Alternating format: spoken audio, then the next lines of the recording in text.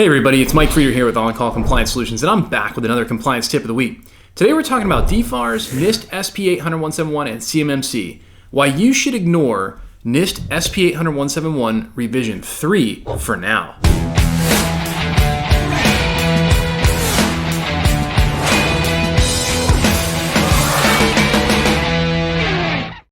So hey, if you're a defense contractor who's feeling overwhelmed, tired, and alone, trying to understand all of this DFARS, NIST SP 800-171, and CMMC compliance stuff, I've got great news for you. You've found your home here at On-Call Compliance Solutions, where we can help you transform into your company's on-call compliance hero. And my clicker is going to work at some point. Awesome move. Oh, there it goes. We can continue the video. Perfect. Hey, let's jump into it. So, right off the cuff today. Lately, there has been a lot of buzz in the defense industry about NIST SP 800-171 Revision 3 and what it means for defense contractors. As you know, there is nothing simple about complying with NIST SP 800-171, any revision, but especially Revision 2, and of course Revision 3 doesn't make it any simpler. Of course not. Why would they? It's full of techno-mumbo-jumbo, legalese. Revision 2's got 110 compliance controls, reporting requirements. I mean, the list goes on and on. Now, interestingly, here's a secret. NIST Revision 3 does have less controls, but yet it has way more assessment points. It's actually way more complex to deal with. So, NIST, which is the National Institute for Standards and Technologies, had been pretty quiet and lacked updates to Revision 2 for years, essentially more or less acknowledging that it was a great standard. It's doing its job, protecting CUI, and ultimately letting the industry catch up and get it implemented. However, with the new and upcoming CMMC certification poised to roll out very soon in 2025, the entire system of assessing a contractor, it's completely based off of NIST SP 800-171 Revision 2. And Revision 3 has definitely got some huge changes. So, what happened? The DoD and the Cyber AB have spent years getting to this point that the law is written. It's basically ready to go. They've got all the educational materials out there. They've got, an assessment standard written. They've got a CAP or a CMMC assessment protocol, and currently almost through all of the red tape that exists to get something enacted into law. An easy way to think of this is that the freight train is coming down the tracks and there just really isn't any stopping it now, which apparently includes updated versions of NIST SP 800-171 to include Revision 3. Ultimately, this makes a lot of sense. I know it does, really.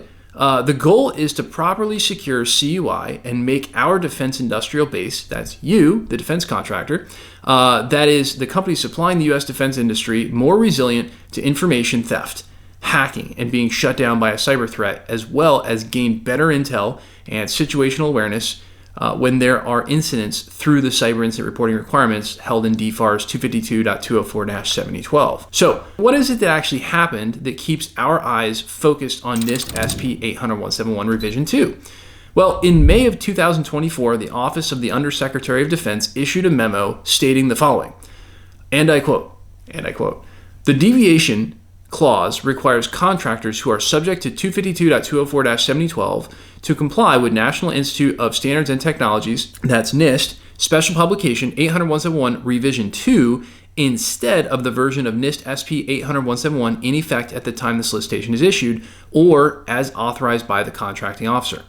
Why have they issued a memo? And by the way, it's important to note, the way that's phrased, that overrides any demand by the contracting officer. Very interesting.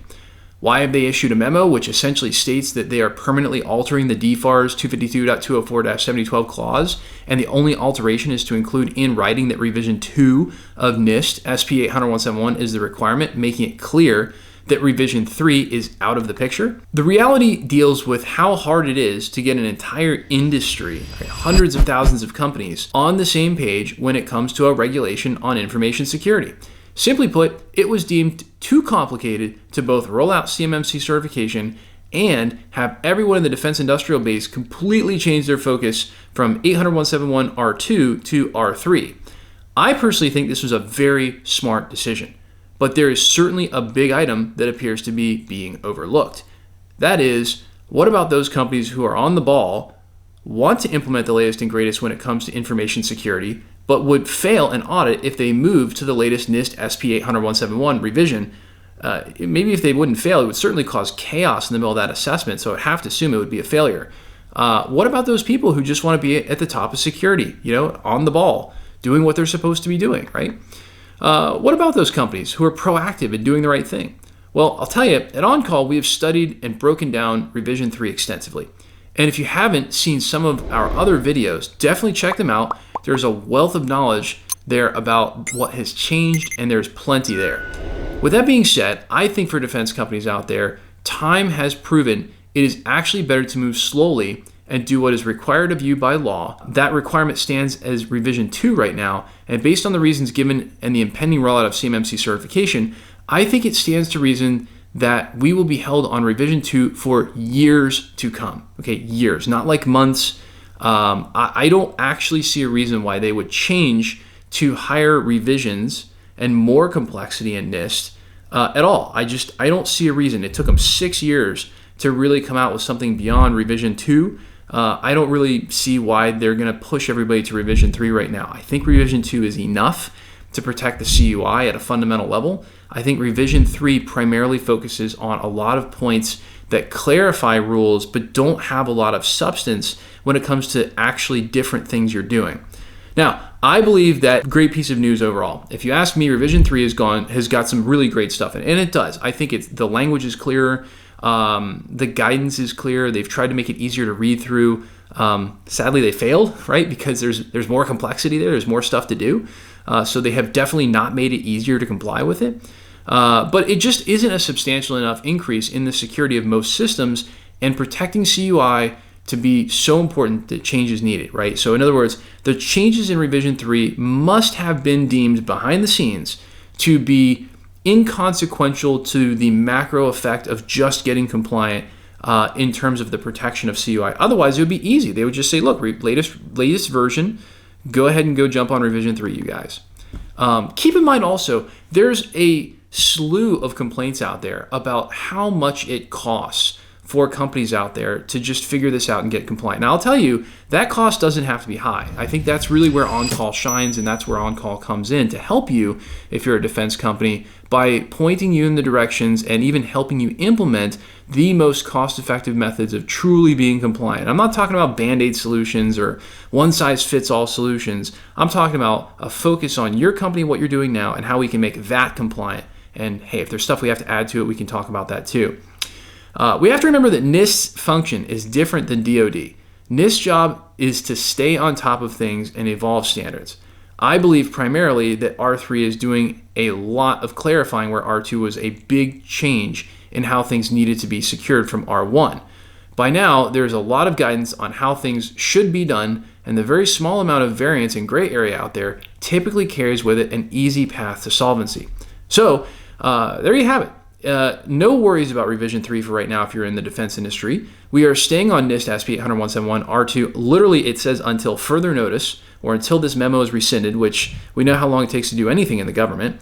And that's got to come from the DoD, which is even more slower moving than most branches of the government. And it is our belief that it will stay this way for likely at least 2 years, as the DoD's focus remains on rolling out the CMMC 2.0 program with as few speed bumps as possible so that they can really work hard to make this a successful rollout of CMMC.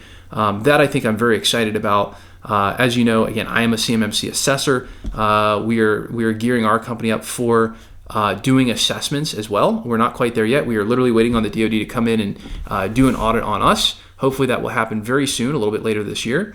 And ultimately, I think what it boils down to is this is a huge win for defense contractors because it's just one less piece of complexity, and I think it's a very smart move by our DoD. Again, there are just not really a lot of substantially changed controls that actually impact real security in R3. I'm sure there are some security researchers out there that would probably disagree with me, but ultimately, from the perspective of what the goal is of this entire program, I think Revision 2 is more than successful enough to get companies to look at their cybersecurity and make substantial improvements worthy of protecting CUI. So, hey, if your head is swirling, if you're trying to figure out what revision you're supposed to be implementing, if you're trying to figure out how in the world to implement these controls and how to do what we do, Well, the good news is at On Call, we take defense contractors just like you who have had this DFARS, NIST, CMMC, ITAR, and EAR information security and compliance stuff drop in their laps like a seagull on a sunny day. And we teach you how to level up and be a proper on-call compliance hero for your company, eliminating gaps,